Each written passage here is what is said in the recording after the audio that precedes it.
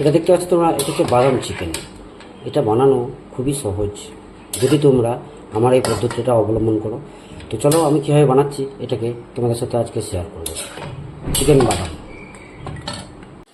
বাদামগুলো আমার ভাজা হয়ে গেছে, আমি তুলে নিচ্ছি। বাদামগুলো আমি তুলে নিয়েছি, বাদামগুলো তুলে নিয়েছি। এরপর আমি 3টে মিডিয়াম সাইজের পেঁয়াজ কেটে রেখেছিলাম, এর মধ্যে অ্যাড করে দেবো। এবার এটাকে হতে দেবো ভালো করে, লাল লাল করে একদম ভেজে নেবো। পেঁয়াজটা আমার মোটামুটি হয়ে গেছে। এর মধ্যে আদা রসুন পেঁয়াজ, আদা রসুন কাঁচা লঙ্কা আর টমেটো একটা পেস্ট দিয়ে দিচ্ছি। এবার এটাকে ভালো করে আদা রসুনের যতক্ষণ না গন্ধ যাচ্ছে ততক্ষণ এটাকে হতে দেবে।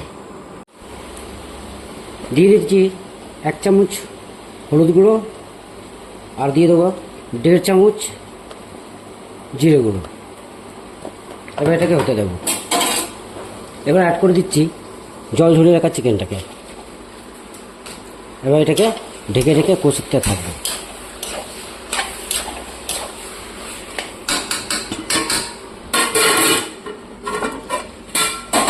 ঢাকনা সরিয়ে একবার দেখে নিচ্ছি, মোটামুটি 50% আমার হয়ে এসছে মাংসটা।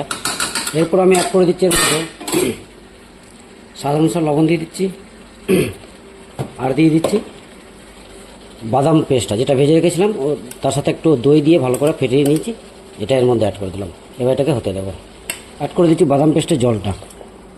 এবার এটাকে কষিয়ে কষিয়ে হতে দেবো।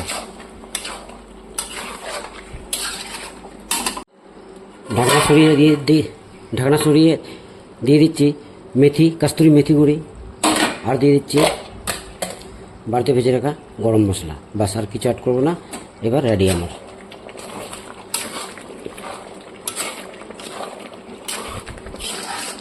বাদাম চিকেন রেডি।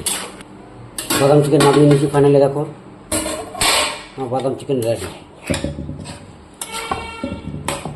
ভালো লাগলে বন্ধুরা অবশ্যই লাইক কমেন্ট শেয়ার সাবস্ক্রাইব করে দেবো। অনেক কষ্ট করে ভিডিও বানাতে হয় বন্ধুরা, প্লিজ।